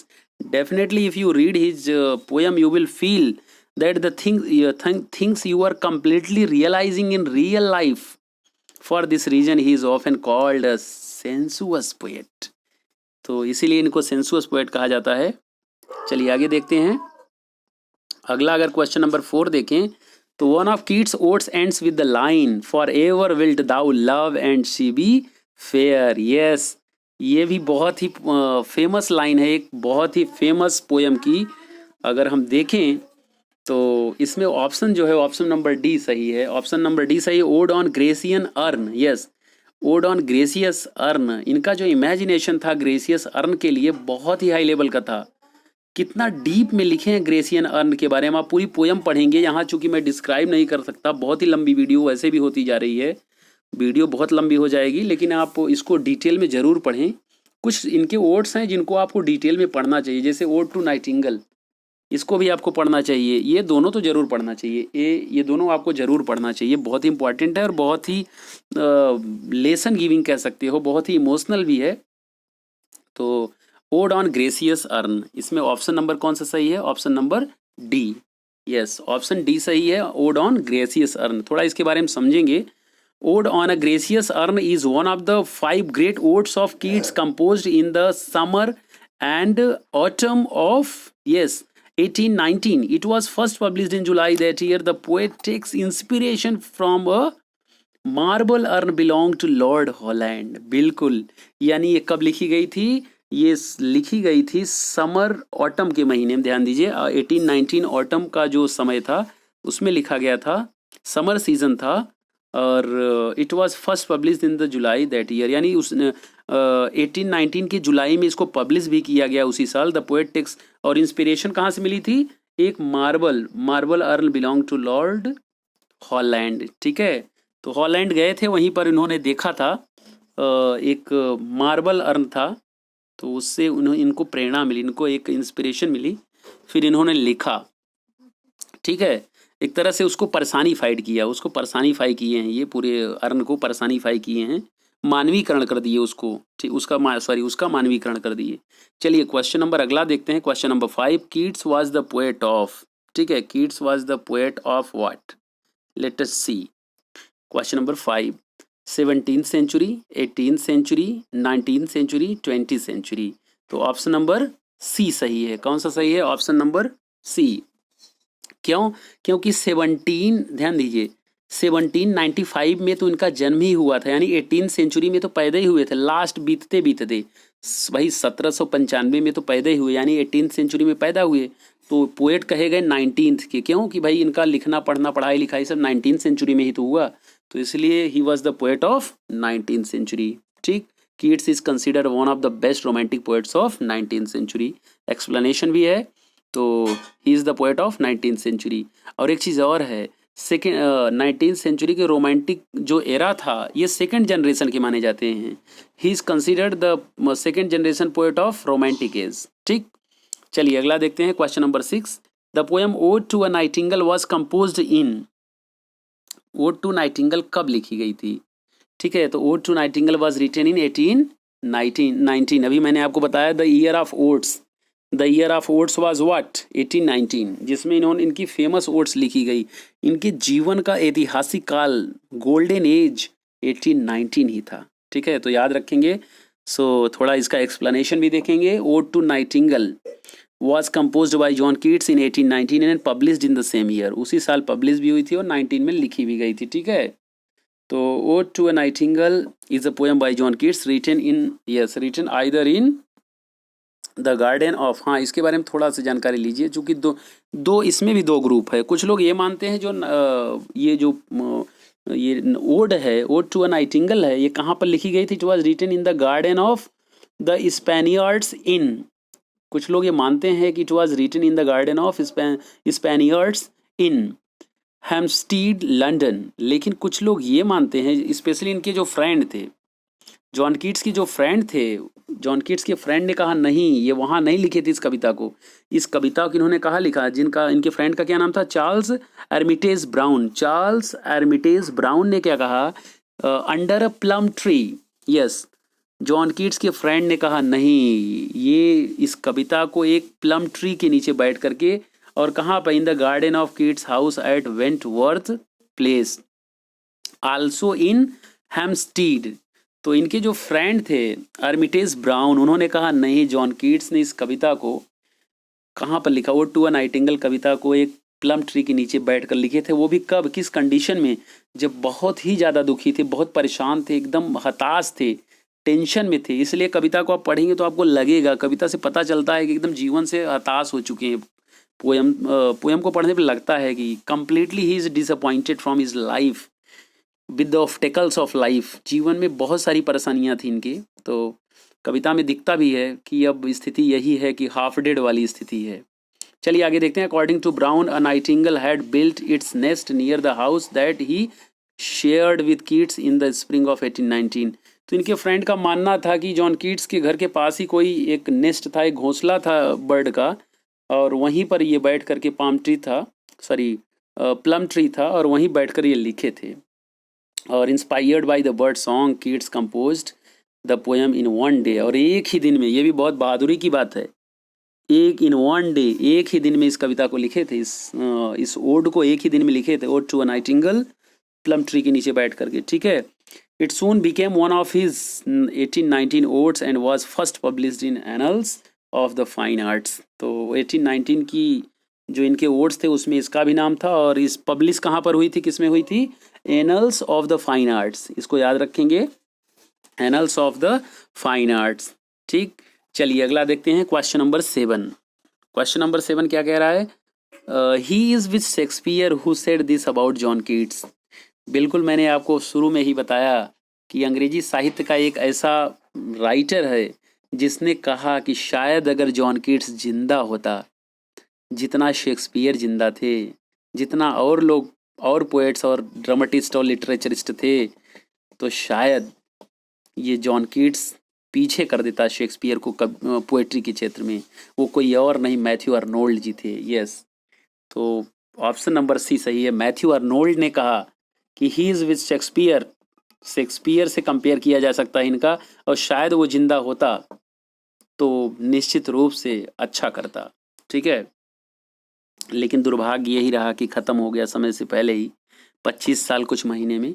चलिए अगला देखते हैं। In which of the following is Madeline the heroine of narrative poem by Keats. चलिए Madeline की बात करें, Madeline character ये किस पोएम में है जॉन कीट्स की, तो ध्यान दीजिए, बहुत ही इंपॉर्टेंट है ये। यस, तो इसमें ऑप्शन नंबर बी सही है। कौन सा है, यू ऑफ सेंट एग्नीज। जैसा कि मैं अभी चर्चा भी किया था, यू ऑफ सेंट एग्नीज जो ये इनकी नरेटिव पोएम है, स्पेंसरियन स्टेंजा में लिखा गया है इसको। इसकी जो हीरोइन है उसका नाम क्या है, उसका नाम ही है मैडलिन, ठीक है। और इसमें जो लवर है वो है पोरफेरो, पोरफेरो लवर है और बिलवेड है मैडलिन जो कि हीरोइन है, ठीक है। तो थोड़ा इसके बारे में एक्सप्लेनेशन देखते हैं। The you of Saint Agnes, the you of Saint Agnes is a romantic narrative poem of 42 Spenserian stanza set in the middle age, जो लगभग मिडल एज में लिखा गया। और ये 42 इसमें स्टेंजाज हैं, और it was written by John Keats in 1819 and published in 1820। 19 में लिखा गया, 20 में पब्लिश हुआ। It is about 2 romantic lovers, yes, Porphyro and Madeline. तो इसमें स्पेशली 2 लोग हैं जिनके बारे में बताया गया है, लवर और बिलवेड, पोरफेरो और मैडलिन। पोरफेरो लवर है और उसकी जो बिलवेड है, प्रेमिका है, वो मैडलिन है। मैंने आपको बताया कि इसमें वही superstition, this poem is based on the medieval superstition related to the you of Saint Agnes. एक अंधविश्वास है ये कविता अंधविश्वास पर आधारित है। ऐसा माना जाता था कि जैसे कोई प्रेमी व प्रेमिका होती थी, कोई प्रेमी है अपने प्रेमिका से मिलना चाहती है तो उसको व्रत रखना होता था शाम को, और उसके कई सारे स्टेज थे, बहुत सारे उसकी कंडीशन थी। तो मैं यहाँ उसको नहीं जानबूझ कर यहाँ मैं नहीं बताना चाहता आपको। तो उसके बाद मिलते थे लोग। तो इसमें हुआ वही संयोग ये हुआ कि जब वो व्रत रखी तो इसका जो लवर था यानी पोरफेरो, वो संयोग से वहीं पर था, उसको पता चला ये हमारे लिए व्रत रखी और पोरफेरो वहाँ पर था, और फिर दोनों लोग मिले और फिर भाग गए, यानी दोनों लोग घर से भाग गए थे, पोरफेरो मैडलिन दोनों भाग गए थे घर से। ठीक है, चलिए बाय द वे आगे देखते हैं। When did Keats die, Keats की मृत्यु कब हुई थी? तो जैसा कि शुरू में ही मैंने बताया, ही डाइड इन 1821, तो 1821 में मर गए। 31 अक्टूबर 1795 को पैदा हुए थे और 23 फरवरी 1821 में मर गए। ठीक, English, he was an English romantic poet, he was one of the main figures of second generation of romantic poets. ये भी याद रखेंगे, जॉन कीट्स को second generation of romantic poets कहा जाता है, यानी सेकेंड रोमांटिक जनरेशन, जो सेकेंड जनरेशन थी रोमांटिक पोएट्स की, उसमें इनका नाम आता है, जिसमें कौन कौन है, स्पेशली लॉर्ड बैरन है, पर्सी बेसी शेली हैं, लॉर्ड बैरन, पर्सी बेसी शेली और जॉन कीट्स सेकेंड जनरेशन के पोएट हैं ये रोमांटिक एज के, तो याद रखेंगे। ठीक है, चलिए अगला देखते हैं। जॉन कीट्स डाइड ऑफ, अगर हम देखें तो जॉन कीट्स डाइड ऑफ, कैसे मरे थे, किस चीज़ से मरे थे, इनको क्या हुआ था, क्या रोग था? तो John Keats died of tuberculosis और कंजम्पशन। ध्यान दीजिएगा, दोनों है, कभी कभी ट्यूबरकोलोसिस नहीं आता है, कभी कभी कंजम्पशन आ जाता है, तो दोनों में से जो भी रहेगा आप उसको लगाएंगे। ठीक है, तो एक ही आएगा, तो इसमें ऑप्शन में क्या सही है? इसमें ऑप्शन में बी सही है। ठीक, तो कभी कभी कंजम्पशन आ जाता है, तो कभी कभी ट्यूबरकोलोसिस, तो दोनों में जो भी आएगा आप एक को टिक करेंगे, एक ही आएगा। तो ही डाइड ऑफ कंजम्पशन, 6 रोग होता है। ठीक, तो दोनों में से एक ही आएगा, ट्यूबरकोलोसिस और वो आएगा। चलिए अगला देखते हैं। Who is known for Hellenic spirit in his poetry, और जैसा कि मैंने आपको शुरू में ही बताया, कुछ वर्ड बताए थे, हेलेनिज्म किसके लिए यूज हुआ है? जॉन कीट्स के लिए।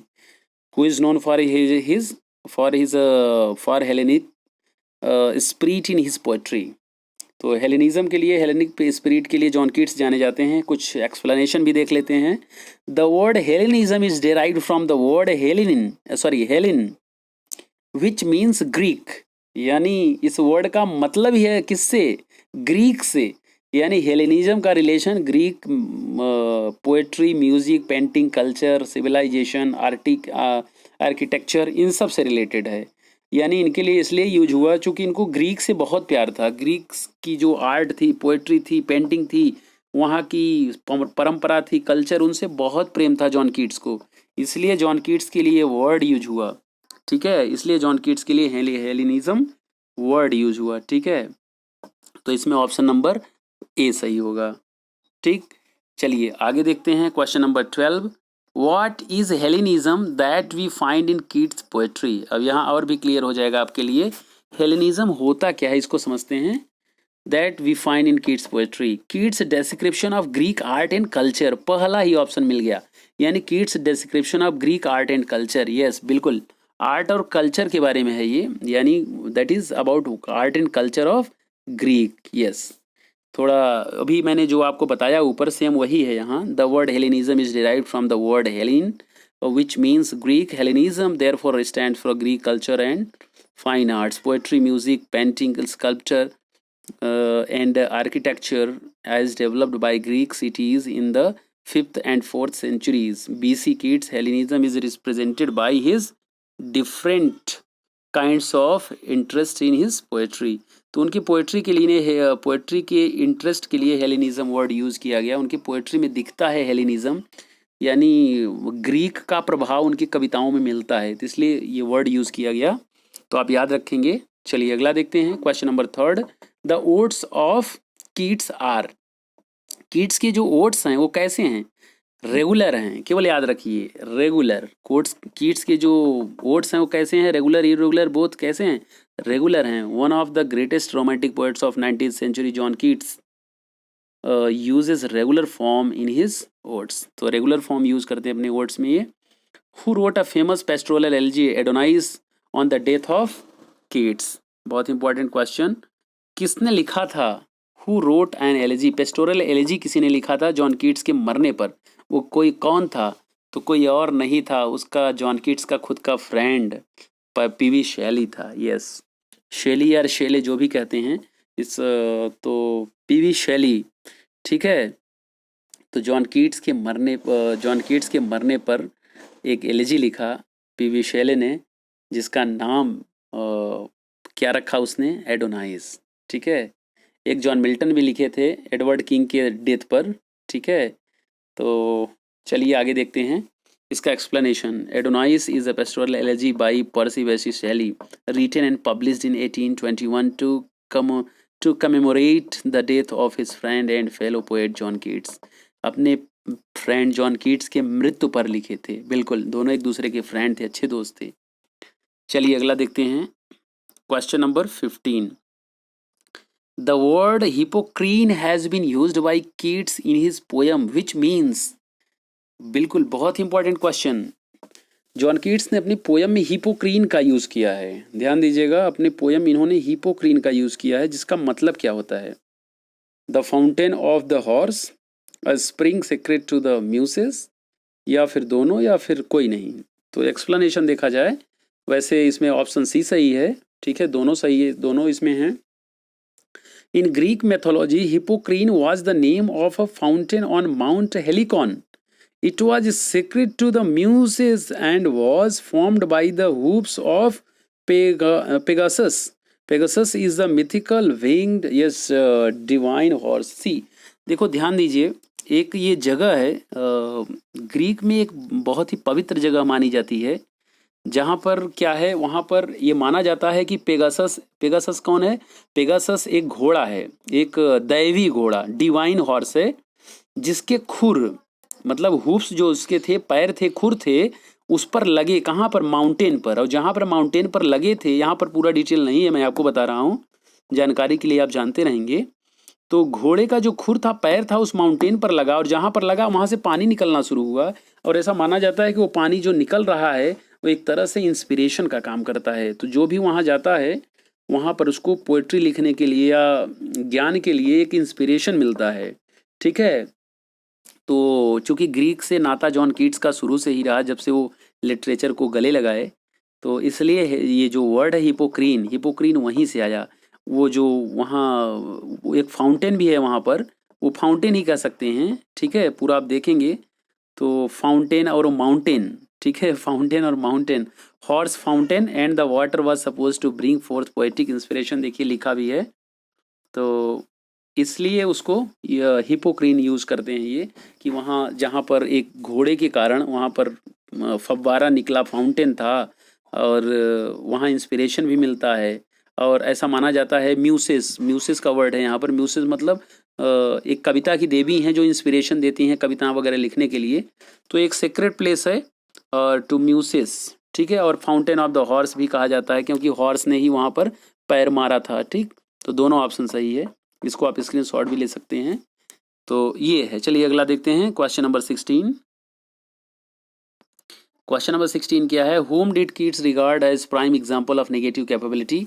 मैंने आपको पहले ही बताया, विलियम शेक्सपियर के बारे में ये जॉन कीट्स ने कहा है। यस, जॉन कीट्स ने विलियम शेक्सपियर के बारे में कहा, मिल्टन, वर्ड्सवर्थ और कॉलरिज के बारे में नहीं, जॉन कीट्स के बारे में।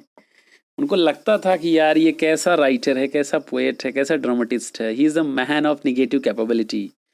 तो पता नहीं किस एंगल से जॉन कीट्स को लगता था कि Shakespeare is a man of negative capability.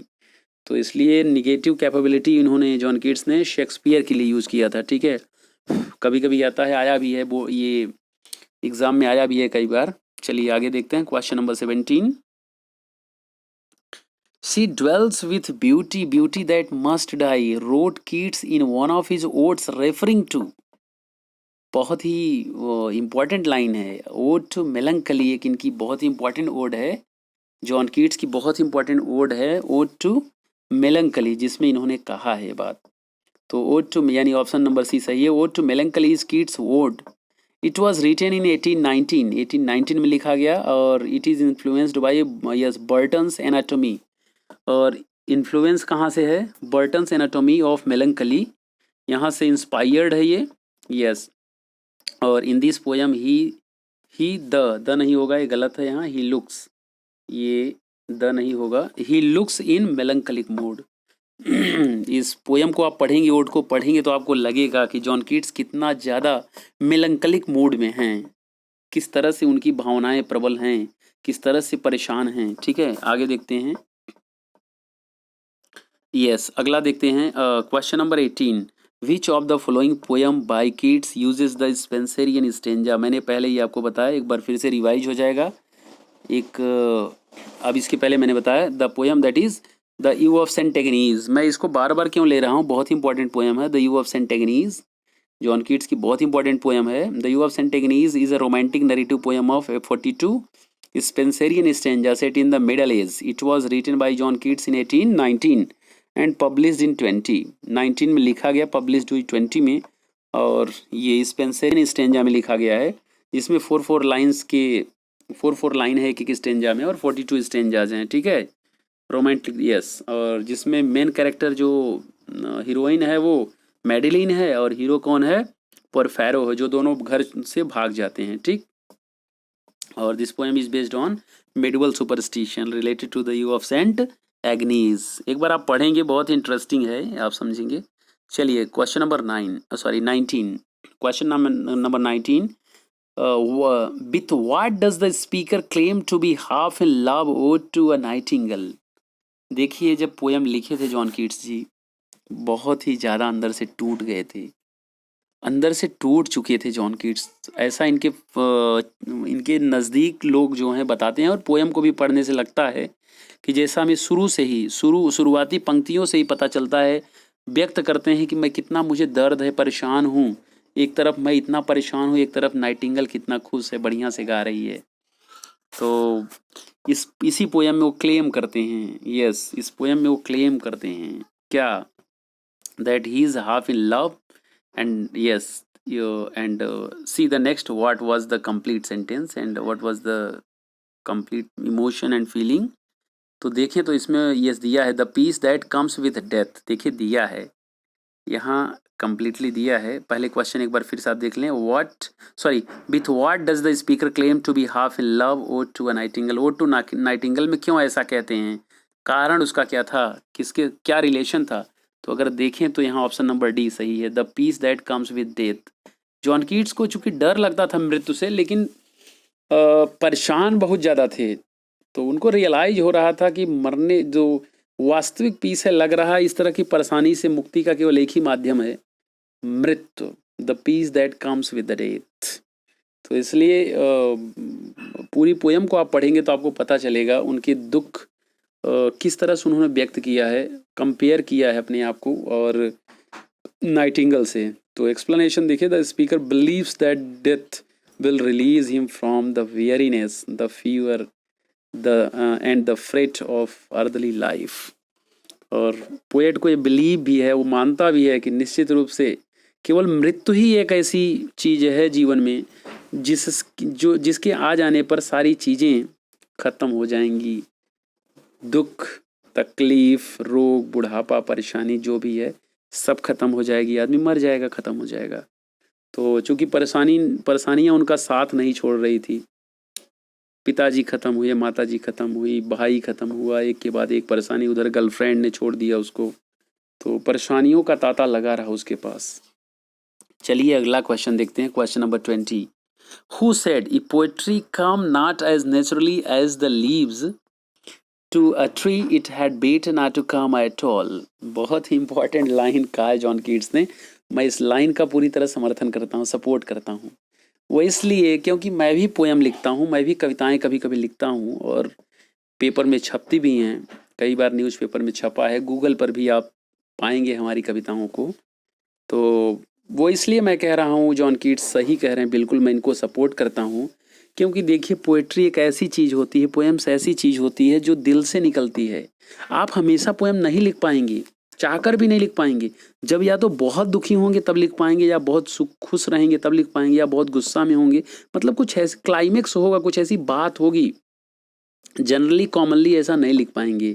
इसीलिए जॉन कीट्स ने कहा है, if poetry comes not as naturally, अगर नेचुरली नहीं आ रहा है, as the leaves to a tree it had better not to come out, जबरदस्ती मत लिखो।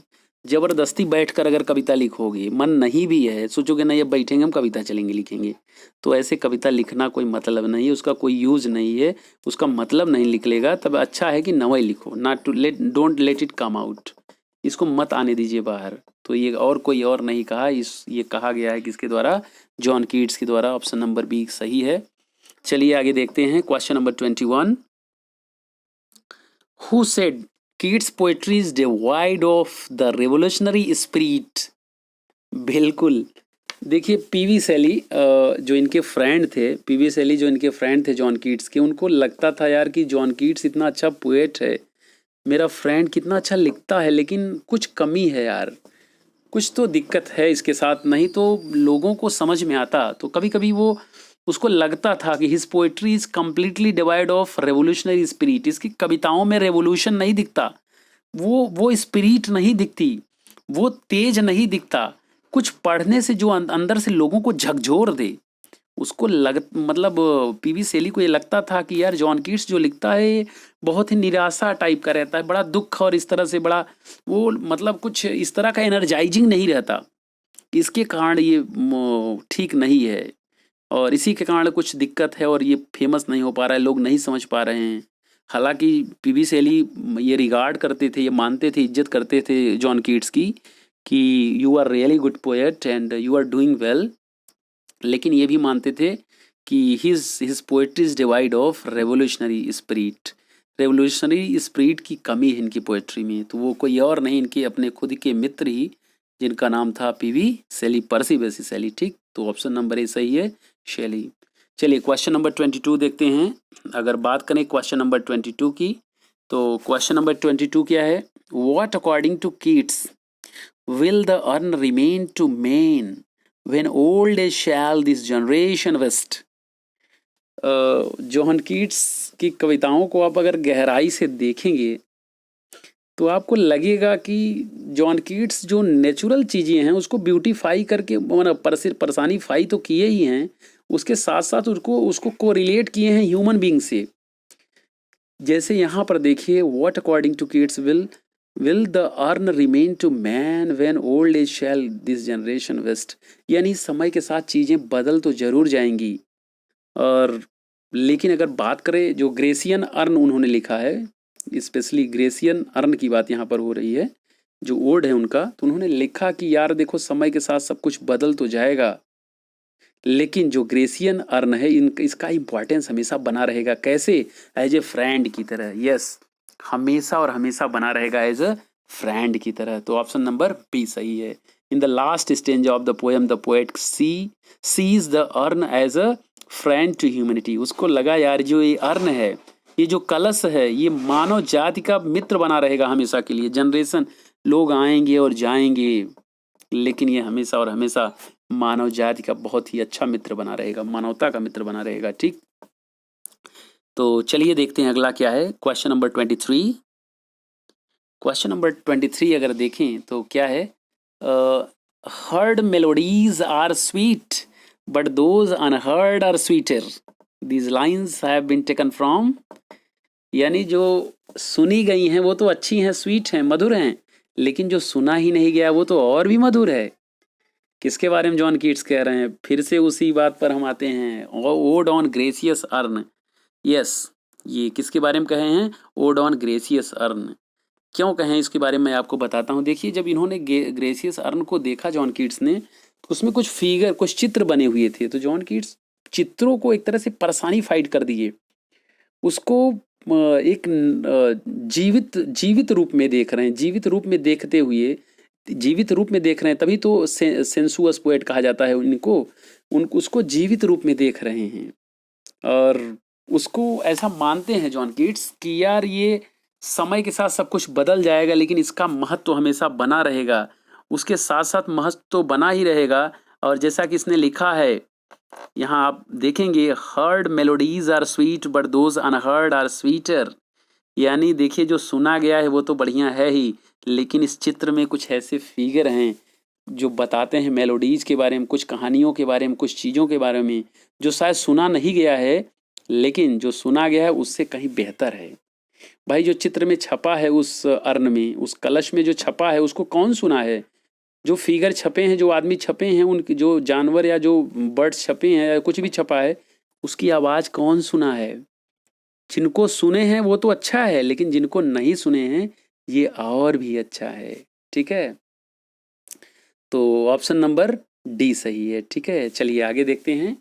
Question number 24, John Keats died at the age of, कब मरे थे जॉन कीट्स? जॉन कीट्स की मृत्यु हुई थी 26 से। ऑप्शन नंबर डी सही है। ध्यान रखिएगा, जॉन कीट्स 25 साल कुछ महीने जिए थे। तो अगर ऑप्शन में आता है 24, 25, 26 तो आप 26 लगाएंगे। अगर मान लीजिए 26 नहीं है, 25 दिया है तो आप 25 लगाएंगे। ठीक है, और अगर 25, 26 दोनों दे दिया है तब भी आप 26 लगाएंगे। क्यों?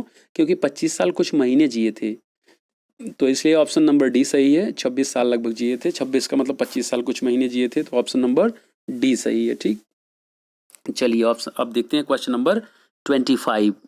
क्वेश्चन नंबर 25 अगर देखें, the line thou was not born for death immortal bird occurs in, ये किस पोएम की लाइन है? Ode to a Nightingale। ये लाइन बहुत ही इंपॉर्टेंट लाइन, बहुत फेमस लाइन है। किसकी है? ये ऑप्शन नंबर बी सही है, द नाइटिंगल। द नाइटिंगल के लिए कहा गया है ओड टू नाइटिंगल। ठीक है, ode to a nightingale poem में जॉन कीट्स ने कहा है नाइटिंगल के लिए। उन्होंने कहा मेरे ये bird, Dau was not born for the death, तुम्हारा जन्म मरने के लिए थोड़ी हुआ था, तुम तो अमर हो, इमॉर्टल बर्ड हो। तो देखो ध्यान दो, चूंकि जॉन कीट्स को बहुत दुखी थे जब ये लिखे थे poem ode to a nightingale. उनको लग रहा था मेरी मृत्यु नज़दीक है, संसार में अब केवल दुखी है, दुख मेरे लिए, तो इसलिए उन्होंने लिखा था जो उसको कहे भी कि thou was not born for death, तुम्हारा जन्म मरने के लिए नहीं है, यू आर इमॉर्टल बर्ड। ठीक है, तो ओड टू अ नाइटिंगल के लिए है। चलिए अगला देखते हैं। कीट्स पोएम ला बिल्डम सेंस मर्सी, ये बहुत ही चर्चित पोएम, आप पढ़े होंगे, इंटर यूपी बोर्ड के क्लास 11th या 12th में है। इसको आप पढ़े होंगे, बहुत ही फेमस पोएम है जॉन कीट्स की। ये बैलेड है, बैलेड और बल्लड जो भी है, वैसे बैलेड कहते हैं। सो बैलेड है, जॉन कीट्स की बहुत ही फेमस बैलेड है ये, ला बेल्डेम सेंस मर्सी। ठीक, तो ऑप्शन नंबर ए सही है। थोड़ा इसके बारे में हम समझेंगे भी, थोड़ा डिटेल में जानेंगे, एक्सप्लेनेशन क्या है इसका। ठीक है, तो La Belle Dame sans Merci is Keats ballad. It was written in 1819 and publish in 1820। यहाँ मिसप्रिंट हो गया है, यहाँ 1 नहीं होगा। ठीक है, यहाँ 1 नहीं होगा, 1820 होना चाहिए। ठीक है, तो इट वॉज रिटन इन 1819, 19 में लिखा, 1819 में लिखा गया और पब्लिश हुआ 1820 में। And the title is from a 15th century poem by Alain Chartier. Yes, ध्यान दीजिए, चार्टर या कार्टियर जो भी है, चार्टियर या कार्टियर जो भी है, तो एलन कार्टियर के द्वारा ये चूँकि the title is from a 15th century poem by Alain Chartier. Alain Chartier की जो पोएम थी उससे इनको इंस्पिरेशन मिली। और क्या था वो कौन था? अ फ्रेंच पोएट था। ठीक है, the poem has 12 stanzas of 4 lines each. और ये पोएम एक लंबी पोएम है और इसमें कुल मिला के कितने स्टेंजा हैं? 12 स्टेंजा है और 4 लाइन्स की एक स्टेंजा है। ठीक है, the rhyming scheme is ABCD। बहुत ही अच्छा, बहुत ही सिंपल है। ला बेल्डेम सेंस मर्सी का जो राइमिंग स्कीम है क्या है? ABCD है, बहुत ही सिंपल है। चलिए क्वेश्चन नंबर 27 देखते हैं। Which poem of Keats has the theme of a fatal magical love luring man to his tomb? कौन सी ऐसी पोएम है जिसका थीम ही यही है क्या? A fatal magical love luring man to his tomb. अगर देखें तो कोई और नहीं, यही है जो अभी मैंने आपको बताया, ला बेल्डेम सेंस मर्सी जो पोएम है यही है। ठीक है, जिसमें आपने देखा किस तरह से जो सरदार है उसको लूट लिया गया एक लड़की के द्वारा। एक लड़की ने किस तरह उसको फुसला करके, बहला करके और लोरी सुना करके और उसको लूट लेती है, वो पूरी तरह से लूट जाता है। तो कोई और पोएम नहीं बल्कि ये ऑप्शन नंबर बी सही है इसमें, ला बेल्डेम सेंस मर्सी। ठीक है, चलिए अगला देखते हैं। The theme of this poem is a fatal magical love luring man to his Doom.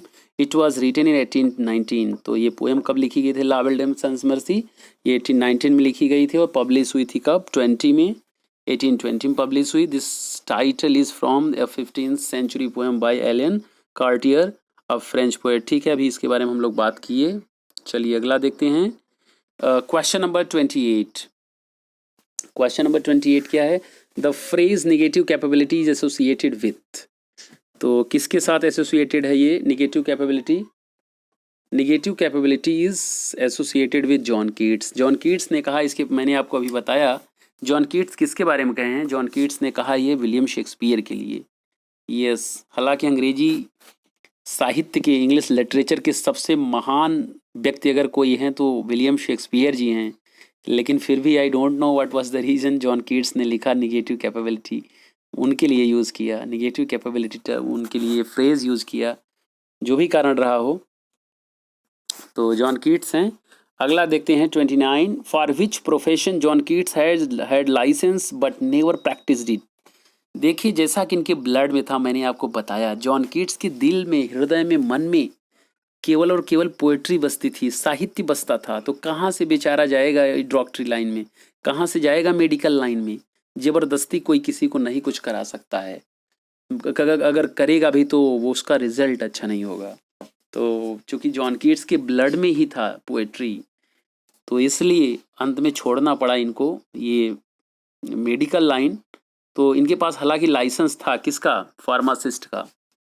इनके पास लाइसेंस था फार्मासिस्ट का। ऑप्शन नंबर ए सही है, he had licence for pharmacist but never practised, लेकिन प्रैक्टिस नहीं किया इन्होंने। ठीक है, तो ऑप्शन नंबर ए सही है। चलिए अगला क्वेश्चन देखते हैं। Question number 30। Which of the following books was translated by Keats. ऐसा माना जाता है कीट्स ने एक बुक को ट्रांसलेट करना शुरू किया था, पता नहीं कंप्लीट कर पाए कि नहीं कर पाए, कुछ उसके बारे में जानकारी नहीं मिल पाई, लेकिन वो कौन सी बुक थी? तो अगर देखा जाए तो कोई और नहीं, ऑप्शन नंबर ए सही है, एनिड। एनिड एक बुक थी जिसको जॉन कीट्स ट्रांसलेट कर रहे थे when he was 14 years old. While a student, some sources से, एक्सप्लेनेशन देखेंगे। While he was a student, some sources say he was 14 years old. John Keats, at that time, John Keats began translating, yes, Virgil's epic poem, The Aeneid, from Latin to English. तो Latin language से English language में translate कर रहे थे, ऐसा माना जाता है, कुछ लोग मानते हैं, लेकिन कोई पुख्ता सबूत नहीं मिलता इसके बारे में। However, it is unclear if he ever completed the translation. और ये भी कोई क्लियर नहीं है, जैसा कि मैंने बताया कि वो कभी ट्रांसलेशन पूरा कर भी पाए कि नहीं कर पाए, लेकिन कर रहे थे, ऐसा माना जाता है। Whatever work he finished has never been discovered and it appears unlikely to be found. और कभी उसको पाया भी नहीं गया, कभी लोग जान भी नहीं पाए उसके बारे में, लेकिन कुछ तथ्य है, ऐसा हो सकता है, लोग मानते हैं कि शायद वो ट्रांसलेट कर रहे थे, लेकिन कुछ जानकारी उसके बारे में पूरी मिल नहीं पाई। नेवरदलेस, फिर भी क्या हुआ, yes, Enid and other classics greatly influenced kids.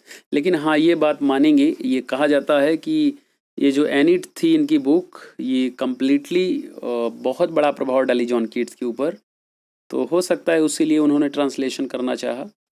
तो जो भी कारण रहा हो, अभी उसका कुछ क्लियर नहीं हो पाए, लोग उसके बारे में बहुत कन्फर्म नहीं हैं। चलिए अगला देखते हैं। Question number 31। Who said Keats was a Greek. किसने कहा कीट्स के बारे में ये line, Keats was a Greek? कोई और नहीं, कीट्स का बहुत ही अच्छा फ्रेंड जॉन पीवी शैली। पीवी शैली ने कहा था कि जॉन कीट्स के बारे में ये बात, क्या कीट्स वाज अ ग्रीक। क्यों कहा कीट्स वाज अ ग्रीक? क्योंकि ग्रीक की पोएट्री से झलकता था क्या, ग्रीक का कल्चर, ग्रीक की सिविलाइजेशन, ग्रीक का आर्ट, ग्रीक का कल्चर, आर्ट, ये पता चलता था जॉन कीट्स की पोएट्री की से। जॉन कीट्स की पोएट्री की जो फिलॉसफी थी, जो बेस था, वो ग्रीक मेथोलॉजी था। आप देखेंगे, चाहे ग्रेसियन अर्न ही देख लें, वो नाम से ही पता चल जा रहा है, ग्रेसियन का मतलब ग्रीक से है। तो इनकी पोएट्री में झलक थी ग्रीक की। ठीक है, तो इसलिए शेली ने कहा है कि कीट्स वाज अ ग्रीक। ठीक है, तो option number D is correct. चलिए अगला देखते हैं। यस, अगला देखते हैं।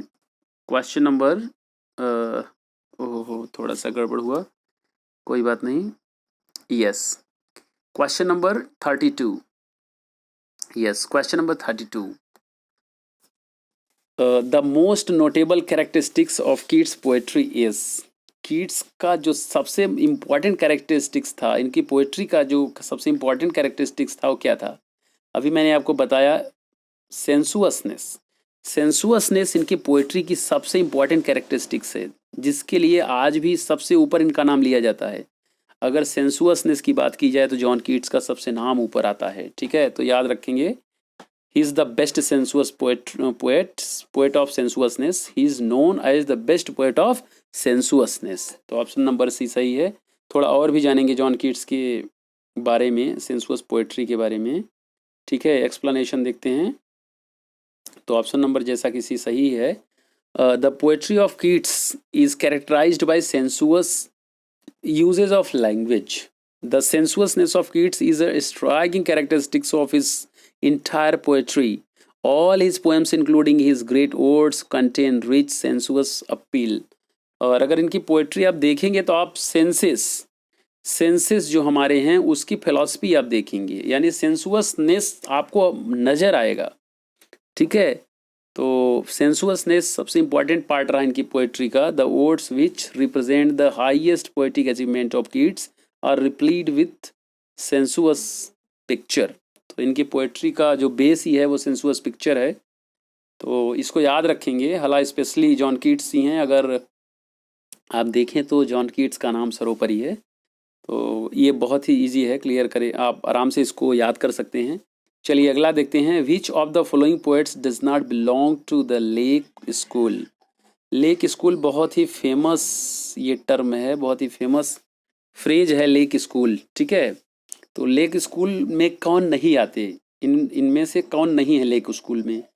तो लेक स्कूल में कॉलरीच आते हैं, साउदी आते हैं, वर्ड्सवर्थ आते हैं, ये तीनों आते हैं, लेकिन ये नहीं आते हैं, यानी ऑप्शन नंबर ए सही है, ठीक? ध्यान दीजिए, ऑप्शन नंबर इसमें कौन सही है? ऑप्शन नंबर ए सही है, ठीक है? कैसे? अभी देखिए explanation. The lake poets were a group of English poets who all lived in the lake district. तो लेक डिस्ट्रिक्ट में जो इंग्लैंड में पोएट रहते थे उनको लेक पोएट कहा गया, जिन और कहाँ पर? यूनाइटेड किंगडम में। In the first half of the 19th century, और कब की बात है? First half of the 19th century. William Wordsworth थे, जिसमें सैमुअल टेलर कॉलरीज थे, रॉबर्ट साउदी थे, इनको लेक पोएट कहा जाता है, ठीक है? चलिए आगे देखते हैं क्वेश्चन नंबर 34। क्वेश्चन नंबर 34 क्या है? A long romantic a long romance entitled Endymion is written by. किसने लिखा एंडीमियन को? John Keats. अभी मैंने आपको बताया भी, कई क्वेश्चन भी इस पर लिए हम। जॉन कीट्स ने लिखा था इस लॉन्ग नरेटिव रोमांटिक पोएम को। क्या नाम है पोएम का? एंडीमियन, ठीक है? कीट्स ने लिखा, जो पूरी नहीं हो पाई, जिसकी सबसे प्रसिद्ध लाइन है, पहली लाइन है जिससे शुरुआत है, वो क्या है? A thing of beauty is Joy for ever, ठीक है? चलिए हम बात करते हैं अगले क्वेश्चन की। अब क्वेश्चन नंबर लास्ट क्वेश्चन लेने जा रहे हैं, 35 question number 35। John Keats was a classical poet, sentimental poet, dedicated poet, या फिर Hellenistic poet? Hellenism, the word Hellenism is yes definitely belong to John Keats. मैंने आपको बताया हेलेनिज्म अगर आया तो आप जॉन कीट्स को तुरंत टिक करेंगे। तो हेलेनिज्म किसके लिए यूज हुआ है? जॉन कीट्स के लिए यूज हुआ है। तो John Keats was a Hellenistic poet, ठीक?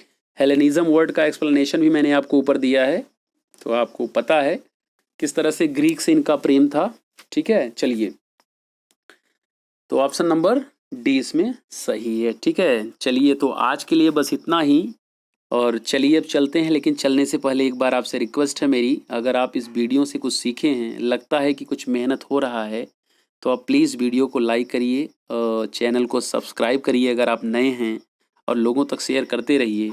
अगला वीडियो जल्द ही अगला वीडियो विलियम शेक्सपियर या वर्ड्सवर्थ पर लेकर आ रहा हूँ। एक लंबी वीडियो, पूरी मैराथन क्लास होगी।